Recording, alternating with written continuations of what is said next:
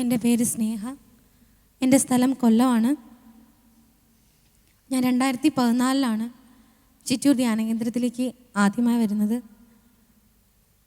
ഞാൻ എൻ്റെ മാതാപിതാക്കൾക്കൊപ്പമാണ് ആദ്യമായി ധ്യാനകേന്ദ്രത്തിൽ വരുന്നത്. അത് ആന്തരിക സൗഖ്യ ധ്യാനത്തിനാണ് വരുന്നത്. ആന്തരിക സൗഖ്യ ധ്യാനത്തിൽ പങ്കെടുക്കുന്നതിന് മുമ്പേ എനിക്ക് തൊണ്ടയൊക്കെ നല്ലതുപോലെ പഴുക്കുമായിരുന്നു. പഴുത്ത് എനിക്ക് ആൻറ്റിബയോട്ടിക്സ് കഴിക്കാതെ എനിക്ക് ഒരു രക്ഷയില്ലാത്തൊരവസ്ഥയായിരുന്നു. ടോൺസിലൈറ്റിസിൻ്റെ ഏറ്റവും ഓപ്പറേഷൻ വേണമെന്ന് പറഞ്ഞൊരവസ്ഥ.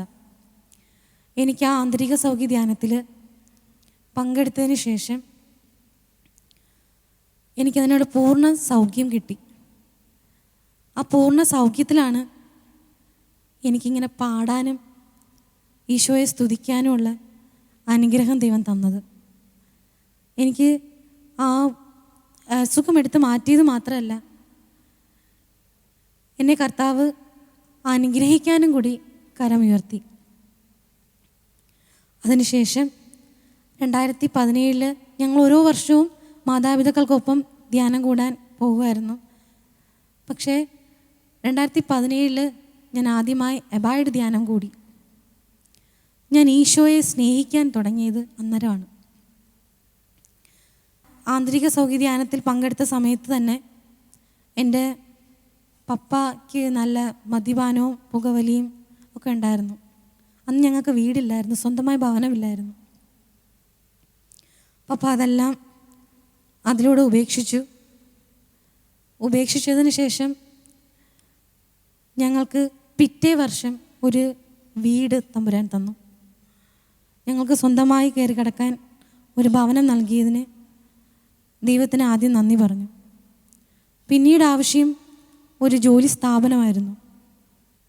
അതിൻ്റെ തൊട്ടടുത്ത വർഷവും തമ്പുരാന് നമ്മുടെ കൃതജ്ഞതയും കൃപയും നൽകിയതിനൊപ്പം തമ്പുരാൻ മാർക്കറ്റിൽ, അതായത് കൊല്ലം മാർക്കറ്റിൽ നടു സെൻറ്ററിൽ തന്നെ നമുക്കൊരു ജോലി സ്ഥാപനം തന്നു. അങ്ങനെ ഞങ്ങളുടെ പഠനത്തോടൊപ്പം ഞാനും എൻ്റെ അനിയത്തിയും ഒപ്പം ഉണ്ടായിരുന്നു. പിന്നെ ഞാൻ ഡിഗ്രി എടുത്തു, BEd എടുത്തു, MSc എടുത്തു. അങ്ങനെ ഓരോ സ്റ്റേജിലും തമ്പുരാൻ്റെ കൃപ വാരിക്കോരി ചൊരിഞ്ഞു തന്നുകൊണ്ടിരുന്നു. ഞാനിപ്പോൾ ഹൈസ്കൂൾ അധ്യാപികയായിട്ട്, മാത്സ് ടീച്ചറായിട്ട് വർക്ക് ചെയ്യുന്നു കൊല്ലത്ത്. ഒപ്പം എൻ്റെ വിവാഹവും കഴിഞ്ഞു. തമ്പുരാന് കോടിയായിരം നന്ദി. ഇന്ന് ഞാൻ ചിറ്റൂർ ധ്യാനകേന്ദ്രത്തിൽ ഗാന ശുശ്രൂഷ ചെയ്യാണ്. എല്ലാ തരത്തിലുള്ള ശുശ്രൂഷകളും ഞാൻ ചെയ്യുന്നുണ്ട്. പക്ഷേ ഞാൻ എവിടെയാണോ 2014 ഇരുന്ന് ധ്യാനം കൂടിയത്,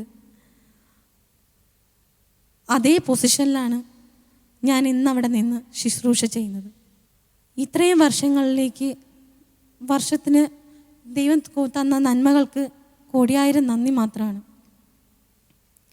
ഞാൻ ഓരോ വർഷവും എബായിഡ് കൂടുകയും എല്ലാം ചെയ്യുമെങ്കിലും ഈശോയെ അടുത്തറിഞ്ഞത് കഴിഞ്ഞ 2025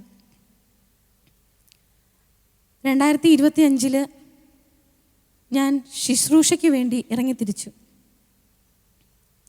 2025 ജനുവരി തൊട്ട് ഇന്നീ നിമിഷം വരെ എൻ്റെ ജീവിതത്തിൽ വിശുദ്ധ കുർബാന മുടങ്ങിയിട്ടില്ല.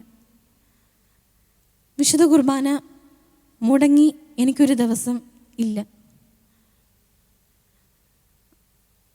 തമ്പുരാൻ ഒരുപാട് സങ്കടത്തിലൂടെ ജീവിതങ്ങളിലുണ്ടെങ്കിലും ഈശോയോടൊപ്പം സന്തോഷിക്കാനും ഈശോയോടൊപ്പം സ്നേഹിക്കാനും എനിക്ക് കൃപ തന്നു.